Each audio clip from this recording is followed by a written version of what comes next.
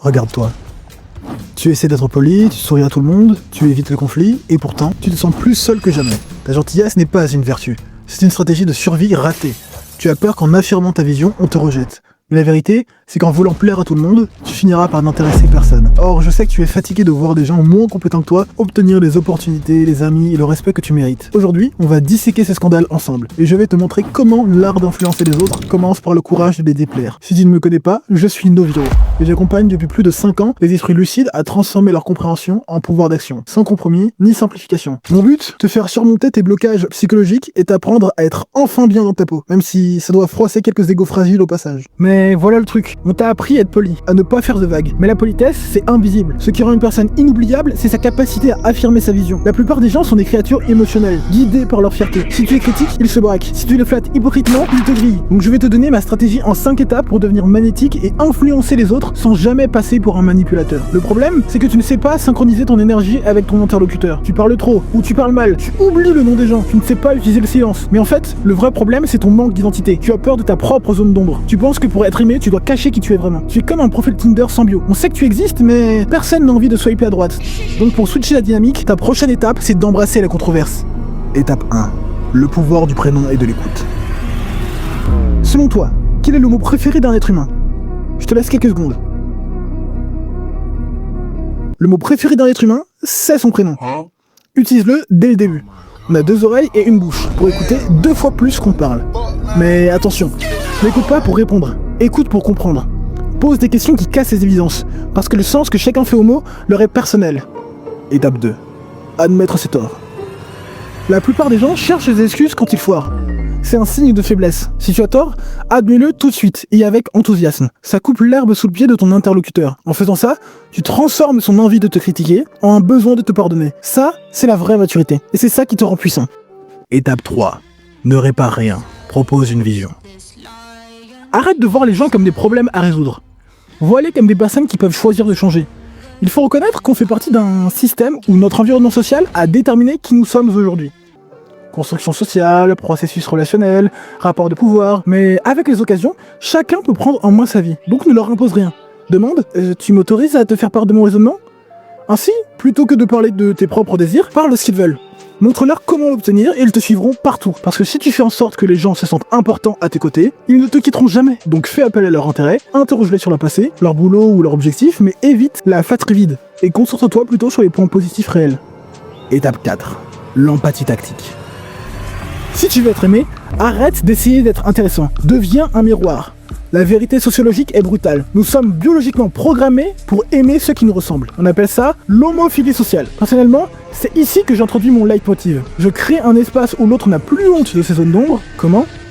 En me mettant honnêtement à sa place. Mais attention, pas par gentillesse de bas étage, par réciprocité stratégique. Pose-toi toujours cette question. Qu'est-ce que l'autre retire de cette interaction? Si tu te concentres sur ces points positifs réels et que tu le fais se sentir important, il te rendra ce service fois 100. Traite les autres comme tu voudrais être traité.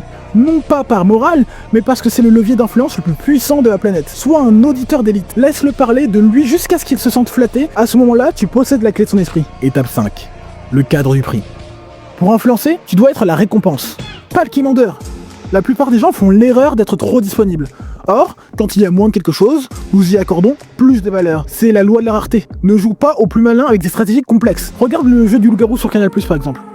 Le meilleur loup, c'est celui qui défend les autres villageois et qui se convainc lui-même qu'il est villageois. C'est la psychologie inversée. Sois simple, sois vrai, mais sois rare. Si on te demande où tu es, réponds un truc du genre: je m'approvisionnais en caviar dans le jacuzzi de mon prestigieux ami Jean-Robert. C'est arrogant, peut-être, mais ça pose un cadre d'intrigue et de temps. Évidemment, si c'est vrai et que tu n'inventes pas. Donc apprends à être provocable mais indulgent. Ne trahis jamais en premier, mais si on te marche sur les pieds, réagis, puis laisse l'autre sauver la face. Permets-lui de préserver sa fierté, même quand il a tort. Pourquoi? Parce qu'un ennemi à qui tu as laissé sa dignité devient ton allié, le plus fidèle. Crée l'urgence, crée la rareté, et regarde-les se battre pour obtenir 1 minute de ton temps. Tenez, je vais vous raconter la fois où j'ai compris que l'influence n'est pas un don, mais une arme que j'avais oublié de charger. Il faut savoir que j'étais ce mec. En août 2024, j'ai fait le premier pas. Acheter 1000 € pour un accompagnement. Puis rebelote, en mars 2025, encore 1000 €. C'est là que j'ai compris la supercherie, l'asymétrie de valeur. On est dans un marché où le formateur gagne des sommes disproportionnées par rapport à ce que ses clients gagnent réellement. On nous vend une offre irrésistible, Mais le produit derrière n'est souvent que du copier-coller de concepts gratuits ou générés par IA. Le vrai piège, c'est ce système pyramidal. Des coachs qui forment des coachs pour vendre du coaching.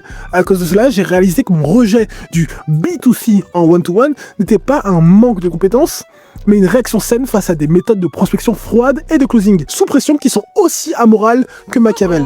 Ces vendeurs s'arrêtent de produire du contenu dès qu'ils ont encaissé, car leur seul but est le profit immédiat, sans aucune conscience professionnelle. Ce qui me fait penser que mon silence était mon propre bourreau. Alors que je pensais construire des ponts, je construisais en fait ma propre prison sociale, où ils jouaient sur nos biais cognitifs en appel de vente, nous faisant croire que leur programme est la seule issue, alors que la garantie promise est souvent verrouillée par des conditions impossibles à atteindre. Cependant, parmi les décombres de mes relations foireuses, j'ai compris une chose fondamentale. Les gens ne cherchent pas des amis, ils cherchent des miroirs qui les font se sentir importants. J'ai vu des entrepreneurs s'isoler par peur du jugement, alors qu'ils auraient pu dominer leur marché. Depuis que c'est arrivé, j'ai décidé de ne plus jamais laisser l'émotion de la honte dicter mes paroles. J'ai compris que la vraie connexion naît de la friction, pas de la soumission.